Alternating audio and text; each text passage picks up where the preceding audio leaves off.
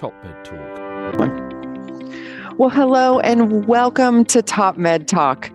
I'm your host, Desiree Chappell, and I'm joined by our editor-in-chief, Monty Mythen. Hello, Monty. Hey, Desiree. Great to be here. It is. Well, here we are on the road again, aren't we? We are. We're actually in, don't want to rub it in for everyone. We're in Palm Springs in California, which is where the SCA 2020, the annual meeting of the Society of Cardiovascular Anesthesiologists, are having their meeting. And we're lucky enough to be invited along as partners to record some podcasts. That's right. We're so excited to be here. Last time we were at the SCA was in 2019 and had some amazing conversations while we were there. It's been great to kind of follow up with a couple folks. Particularly what's happened in between. We try not to mention the COVID-19 world, but between the last SCA meeting we were at, we had all of that. And it's interesting, we were discussing as we keep going on about stress and burnout before we've been through the challenges of COVID-19. Yeah. Well, Monty, one of the wonderful conversations that we had last time was with the incoming president for SCA, Dr. Andrew Shaw, and he is back today to chat with us. Hello, Andy. How are you? Good morning, guys. Thank you very much for the invitation to come to talk to you. Thank you very much for coming to the annual meeting. This is number 44, so we're very excited to be back. That last meeting that you guys were talking about was our last in-person. Yeah. We had to cancel in 2020, and then we were virtual in 21, and now here we are live and virtual. So it's exciting to have the society back together. There are 1,254 registered, of which 1,050 are here in person, as you were saying, Monty, in Palm Springs. And the buzz in the rooms is incredible. People are excited to be back. And we may be enjoying a bit of a post or a mid-pandemic bump, hopefully post. But for whatever reason, folks are pleased to be here. They're enjoying themselves. The content, as usual, is off the charts. Sasha and her program committee have done a super job. And that's Dr. Sasha Shilcutt. Dr. Shilcutt, she's our program chair for this year. Next year it'll be Dr. Mary Beth Brady from Hopkins. So we're delighted to be back in person. The society's strong, and we're enjoying it. So thanks very much for the invitation to come and have a chat. Yeah, because we've all become quite accustomed with the sort of online calls, whether Zoom, Teams, there are others available. But there's no doubt that there's a certain type of conversation you just can't get going that way, because you can't look around the room and see the acquisitive look, the smile, the laugh, the engagement, the distant. Right. It's different, isn't it? Absolutely. And that's I think the value of in-person meetings. You can watch YouTube, you can listen to TopMedTalk, you can gain technical content from a number of different sources, which historically wasn't the case. You used to have to come to listen to talks. But what you get from the in-person experience is the informal discussion, the so-called water cooler discussions, interacting with friends, people you haven't seen for a while, meeting colleagues with other committees. All of that stuff is possible, as we've learned over the last couple of years on the various virtual platforms, but it's not the same. And it's why corporations fly their execs around the world for in-person meetings. It's exactly the same on a slightly less grand scale, shall we say. Although here we are in Palm Springs, I have to say. It certainly feels like a movie set. It's very good. Andy, before we get into discussing your presidency, we should probably also acknowledge your relatively recent move. Yes. Yeah, which to give a shout out to your new organization. Yeah, thank you. This time last year, I guess March 21, we moved from Edmonton in Alberta to join the Cleveland Clinic organization. So my other professional role, if you will, is I'm the Department Chair of Intensive Care and Resuscitation within the Anesthesia Institute at Cleveland. Great. So everyone, I think almost everyone in the world's heard of the Cleveland Clinic, right? But don't necessarily understand the Cleveland Clinic Foundation. Just very briefly, it's a very special place. What makes it so special? The quick answer is the two things: the culture and the people. So as you correctly say, the Cleveland Clinic Foundation is a global organization that provides healthcare to people all around the world. So we famously have the main campus facility, and then we have a number of other hospitals in the Northeast Ohio region. We also have a significant operation in Florida, in Abu Dhabi, and most recently, as you know, in London. We have a place in Toronto and also in Nevada. the reason the clinic, I think, is special, the reason I came to join is, as I said, the culture and the people. And the culture is one of respect, of mutual support, of transparency and equity and fairness. And it comes right from the top. Our CEO, Dr. Tom Mihaljevic, and our Chief of Staff, Dr. Barry Ridgway, exhibit and exude these values literally every day, and it's almost palpable. And I'm not just saying this because I've been there and drunk the Kool-Aid. It is really a tangible part of the clinic way of life, if you will, and that extends right throughout the enterprise. And it's a deliberate effort that the leadership work on and disseminate by example, not just by saying. And of course, the quality of the clinical care is outstanding, as you might expect. But I think it's because of the effect of the culture on the teams that work together. We talk about teams of teams. Yes. Our care delivery systems are set up a little differently in that we're organized by disease type into various institutes. So our institute is the Anesthesiology Institute, led by Dr. Chris Trianos, as you know, Monty. Yep. And within each institute, there are departments that are arranged a little more classically. So, for example, there may be a general surgery department and a gastroenterology department, both of which are organized within the Digestive Diseases and Surgery Institute. And that makes a difference. The last thing I'll say that makes the clinic different is people are compensated by salary 100%.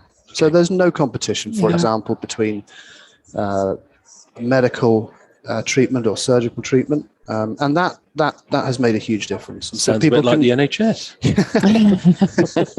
Yeah, maybe.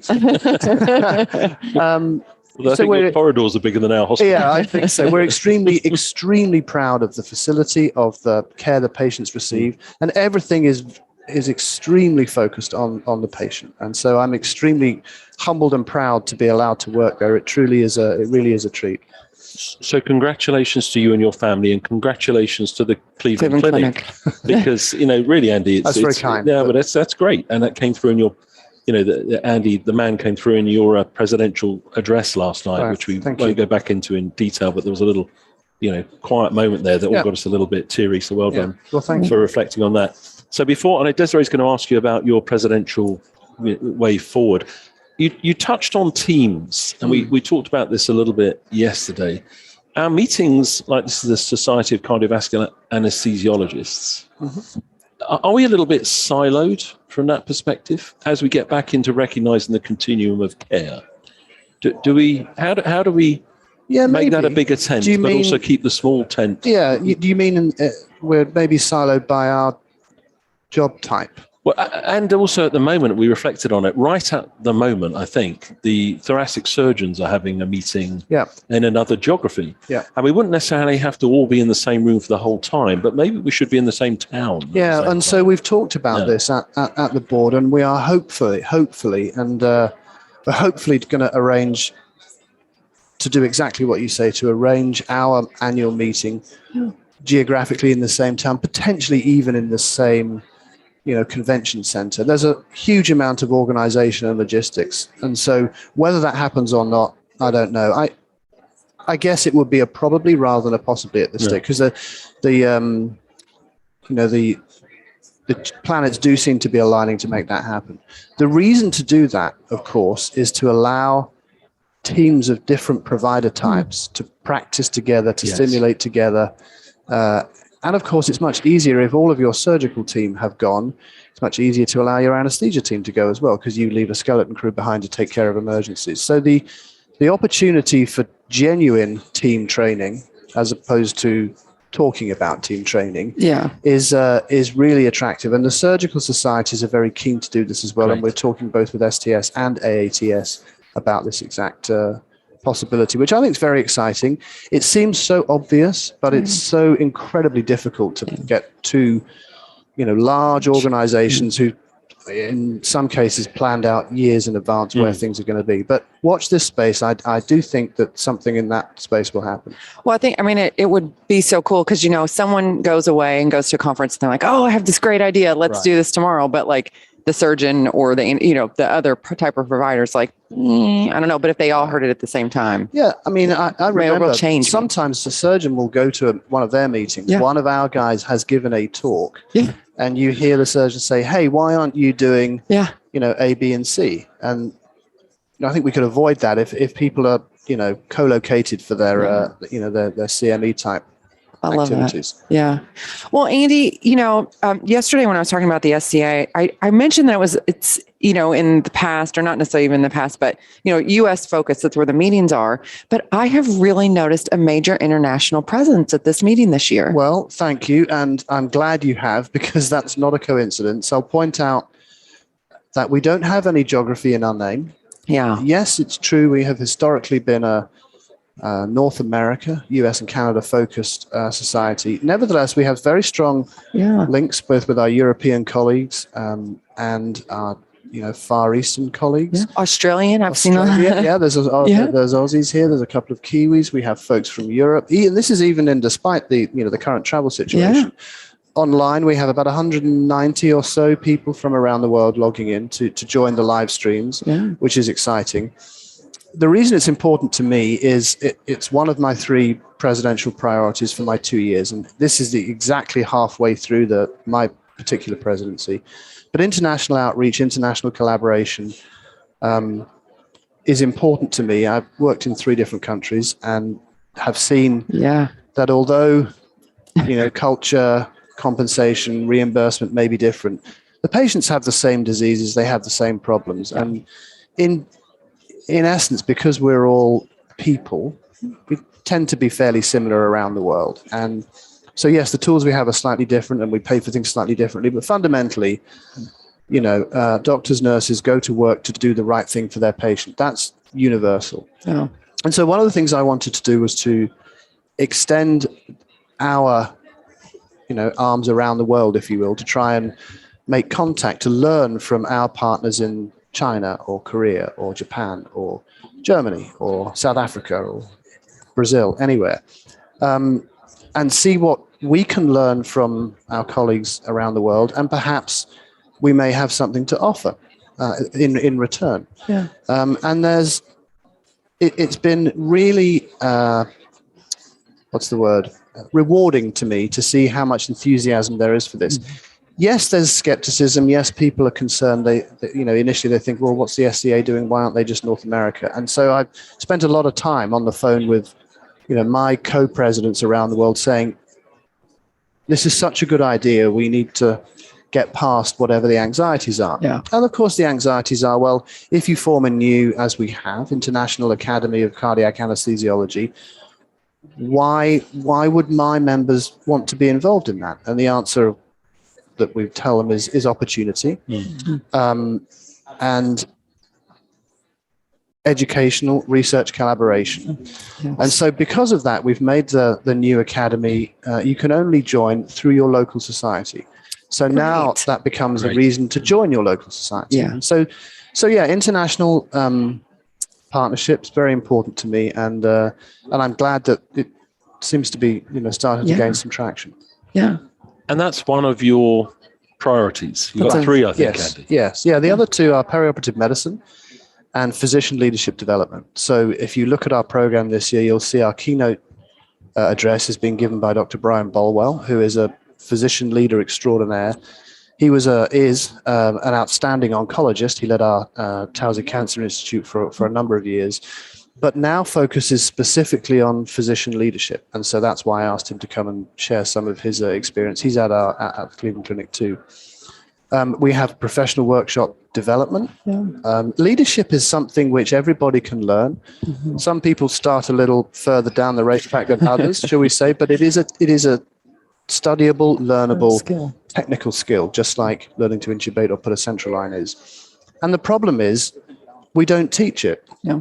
We take someone who's very good technically and we say, oh, you'd be a good medical director. And then we appoint them as the medical director of the ICU and then forget about them, off you go. And of course, that's not a great way to run any organization. Businesses don't do that. They spend a lot of time and effort developing and retaining talent, specifically from a leadership perspective. And I think it's time that in medicine and the allied health sciences, we did the same thing. Yeah. So we have content in the meeting we have professional development workshops, we have a keynote address, and we have a subcommittee within our quality and safety leadership committee working specifically on deliverable content to help people develop into the best leader they can be and want to be. We hear the coaching term very commonly in sport. We hear it very commonly in what we call more traditional business, corporate business. Right. Yeah. We don't hear it as often, even though I think it's going on every day of the week in medicine. Yeah, it's interesting. When we have somehow developed or grown into a community whereby if you have a coach, and I'm doing little air quotes here, then you must have been bad. Yes. Yeah. You must have been a bad boy or girl. You've had to go to charm school, and now you've got a coach to make sure that you're behaving. Staying in line. Exactly. And yes, historically, that's been one of the roles of the coach. But I think we have to get away from corrective coaching and into more, developmental, proactive coaching. Yeah. Because everybody needs coaching. Yeah. Even the best tennis players in the world always have a coach, and it's the most important part of their professional career. And it should be the same for us. So we do a lot of this at the clinic, spend a lot of time and a lot of the organization's money specifically on coaching as an expected part of every leader's development. So it's not, if you have a coach at our shop, it's just because you have a coach, like all the tennis pros have a coach. That's the analogy I use. And I think it's helpful. I mean, executives who lead major teams and all that, they have those all the time. It's kind of expected, like you said, to have an executive coach, sports people. But I think there is the air of like, I don't need this. But now more than ever, we need, really great leadership, team building, that culture building, which is often forgot as part of the executive team, is that it's all about building your culture. Absolutely. And I think if it requires people to understand that leadership is a teachable, learnable skill. There's a literature, you have to study, you have to work at it, you have to practice. And anybody who's done a 360 knows it can be a little uncomfortable. Yeah. And that's the point. It has to be a little uncomfortable because that's how we grow. We take people slightly out of their comfort zone, open them up to new opportunities. And a lot of times when I'm coaching or working with my staff on their leadership development, they will often say, well, that's not me. What these people are saying isn't me. And I say, well, let's think about that, because in your mind, it might not be you, but there's 20 people who've said this. This is their perception they of you. Probably haven't organized into a gang to say, let's say this about Charlie. Yeah. It's how you are perceived. And I think that's an important lesson for folks to learn, is how you think you sound, look, come across might not be the same as what people see. And it often takes a while for people to get that. But when they do, at least in my experience, they become fierce advocates for the 360 process, because they come out of their concern about people think I'm bad and develop into, here is how I can grow. It's the same, if you like what we do, tell your friends. If you don't like what we do, tell us. And we need to adopt that attitude for individual development. And it's a lifelong skill. And Brian will tell you that. It's people like, Brian's still learning every day, working on their leadership skills. And so, I think there's a good lesson there for all of us. Well, I would look through the program, and it is very, kind of foundational in a lot of what you're doing. And that is, it's great. You don't see that at meetings a lot. It's not an accident. And Dr. Shilcutt and her team responded, as you would imagine, extremely enthusiastically to these ideas. And I think it provides an opportunity to develop our members and to show a bit of value to them in ways that are perhaps not immediately obvious. It's definitely a value add to just going to, educational meeting where you're, just hearing about studies. Yeah, I think that's another example of why it's important to come for in-person meetings. You can read books about leadership, you can watch YouTube, but when you have a discussion with someone who, where there's a bit of chemistry, I think that's very beneficial. Yeah, agree. So Number 3. the world, leadership. Yep. And then you mentioned perioperative medicine. Perioperative medicine, yeah. You know, EdPom, when you were there at the beginning, started 25 years ago, and it was a bit weird at that stage. Yep. The Perioperative Quality Initiative, you're a founding director of that. And now perioperative medicine is kind of fairly mainstream. So why is that the third? Well, so it's always been very important to me, as you said, and thank you for pointing out how long we've been worrying about this. You know, a friend of mine says... You came from school, didn't you? Yeah, well, exactly. Yes, I graduated from kindergarten straight into... No, but so perioperative medicine is critically important, both to me personally, but also to our specialty. Mm-hmm. And in this country in particular, there are a lot of threats, a lot of obstacles or risks to our medical specialty, anesthesiology. And I've long thought, because I work in the ICU too, as you do, we both work in the ICU and the OR, or operating theatre. You are a better intensivist if you work in the operating room. You are a better operating room anesthesiologist if you work in the intensive care. But that's just the tip of the iceberg. What about all of the other patients who don't go to the ICU? And there was a paper back in 2019 in The Lancet where it was pointed out that if post-operative death were a cause of death that's collected by the various, statistical gathering authorities, it would be the third commonest death in the world. And so that's a massive problem. Yeah. And here we are, we congratulate ourselves on a superb anesthetic operation, drop the patient off in recovery or the PACU, and walk away. And then from the hospital's perspective, what do? Well, we put them onto a general ward. We dramatically reduce the ratio of nursing care to look after them. And in some cases, even worse, we send them home. Yeah. But there's no one to worry about. Yes. And so there is a space which needs addressing. We have a significant patient outcome problem, I think, if we're honest about it. And I think as anesthesiologists and anaesthetists, nurse anaesthetists as well, we are responsible to respond to that. So historically, probably when we started in anesthesia, the anaesthetic period was over when the patient was safe in the recovery area. Right. We thought that was kind of like leaving the building now because the people in the recovery area, PACU, whatever you want to call it, have said you're safe to go, the patient is safe to roll. More recently, as the Royal College of Anaesthetists in the UK, you're a fellow of that, Andy, accepted perioperative medicine was part of the new world. Yes. They said the period of responsibility extends until the patient has drunk, eaten, and mobilized, so living the dream. Do you think that's a fair challenge? Yeah, I do. But I think our responsibility to our patients extends further than that. Okay. I mean, arguably, it extends forever. You're their anaesthetist. You're their perioperative physician. And we've got to get away from this siloed temporal nature of whose job it is to pay attention now. Everybody should be paying attention all the time. There was an interesting statistic in a paper that our friend and colleague Paul Miles wrote, the Relief Trial, talks about disability-free survival at a year. And the outcome, that was the outcome variable in the trial, and the interventions, as you know, wasn't a big difference. But it turns out that the incidence of disability-free survival, I think, was only about 85%. So you might say, well, that's good.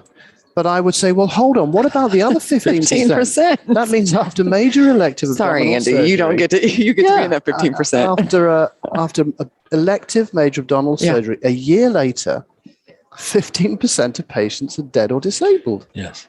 That's a massive problem. Yeah. And you're right, Monty. It's not. We need to extend the interest that we take, the detail of attention that we pay, and I would argue the monitoring granularity that we should continue that through at least the in-hospital period. I mean, we all wear wearable technology. It's not, the technology exists. We just have to be smarter and figure out a way to incorporate it. Let me ask you, Andy, here in the US, I mean, I know that the Royal College of Anaesthetists are, far ahead in this space, maybe. What do you think the adoption of that is? Because I mean, as a nurse anesthetist myself, and traveling where I travel, talk to people, I mean, we drop the patients off, we're kind of done. Right. And the problem is the way that we pay for healthcare in this country. And you can't blame people for responding to incentives. We're all rational actors. Yeah. And the problem is right now, the post-operative to pre-discharge period because of the way healthcare is reimbursed in this country, doesn't pay the bills. No. And there's production, but what does is getting back in the OR and doing another case. Right, exactly. And so we've got to figure out a way to solve that. I think it is one of the reasons why, if you look at countries where healthcare reimbursement is largely funded from central taxation, so let's say, for example, Canada, although there are provincial differences, the UK, it's important for the whole system, the enterprise, to do this. So people do, because their immediate reimbursement compensation isn't affected by it. So I think we have to figure out a way to do that better in the States, and that's why I like our comp model, because if I can demonstrate to our enterprise that I put a team in the perioperative medicine space looking after specifically high-risk patients, making sure they're okay, rounding on them, visiting on them so that they get safely out of the door. There's great value in that, and there's been a lot of health economic work demonstrating that it's important to do. But if you're in a setting where your immediate, compensation is affected by not being somewhere else, for example, in the operating room, then don't be surprised if people don't do it. Right. So we've got to fix that. And I don't have any answers, certainly not today, about how to do that. But if we don't, post-operative death will continue to be the third commonest cause of death in the world. And that's completely unacceptable in 2022, I think. Totally agree. Well, 3 great challenges. Indeed. Yeah. And they won't be fixed by this time next year either. But I hope that, and whatever Kathy Glass, who's my vice president and president-elect, whatever she wants to decide are her priorities, I hope we've managed to at least plant a few seeds for folks. Or if nothing else, just plant a few questions and ask a few questions about, how can people help, and are these truly important? The vision that you have, I mean, honestly, like, this is the future of where we're going, not specific to, cardiac anesthesia. Yeah. And the things we've talked about open up so many other lines of, discussion and communication, but, So Andy, next year, let's have a shout out for that, so people can get it in their diary. Yeah, and come and join in with this we great will be meeting. in Portland, in Oregon. So again, on the West Coast, Northwest Coast. Same dates, early May. I think it's the 5th and the 6th. So a little plug: we have 2 pre-annual meetings. On the Friday, we have a Cardiovascular Outcomes Research in Perioperative Medicine Symposium organized by Dr. Karsten Bartels. Which I was at virtually, which was awesome. Thank you very much. It was awesome. I shouldn't say that, but I will, because it was. I was there also in the room, and it was fantastic. Immediately next door, we have the Thoracic Anesthesia Symposium and workshops, and that's coming back next year. That's very popular. There's a lot of hands-on content, and I think that's the future of this sort of meeting. Yeah. You can watch people like us on YouTube talking about didactic stuff, but what you can't do is practice an emergency cricothyrotomy on a pig trachea, and you can do that at these workshops. You can learn about fiber optic bronchoscopy, about lung isolation, and so our TAS and workshop program committee have planned next year's meeting, and it occurs on the Friday immediately before the 4 days of SCA, the annual meeting. Nice. So that's this time next year. The other thing, of course, we always have is our annual echo week in the early spring. So for those people interested in transesophageal echo, beginners, intermediates, advanced, there's content for everybody in that. So we are very proud of the educational programming we provide. We think it's our primary reason to provide value, in educational value in particular, to our members and to the broader community as well. So thanks for the opportunity to plug those. So early May next year, Portland, Oregon. Great place to go. It is fantastic. Yeah. That's great. Well, congratulations on an absolutely fantastic meeting. This is, I think, a huge success, and thank you. It is good to be in the room. Yeah, well, great. I'm glad to be a small part of this organization. I'm extremely fond of it. I've been involved in it for a little over 20 years now in one capacity or another. And so if I've had the chance to make a small difference, then it's been great, immediate and very rewarding. So thank you guys for coming to support the meeting. Thank you for the opportunity to talk to you today. It's always a pleasure. And I guess we'll have another chit chat in the summer in London, maybe. Absolutely. EdPom. Yep. 25th anniversary. 25 years, huh?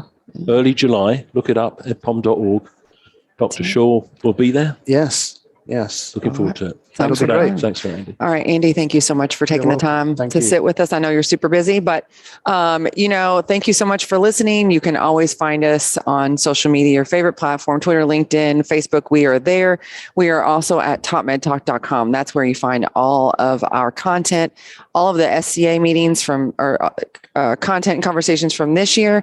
And 2019 will be there. And actually, I was just listening to some of the podcasts getting ready for this. And I was like, wow, those were really good. We had some great conversations there too. Yeah, So we've got great faces for radio. Sure. They're all beautiful, Andy. All beautiful. Thanks so much. And be sure to check out all the great SCA content. Cheers. Bye. TopMedTalk. Thanks for downloading TopMedTalk. Don't forget to subscribe via your podcatcher.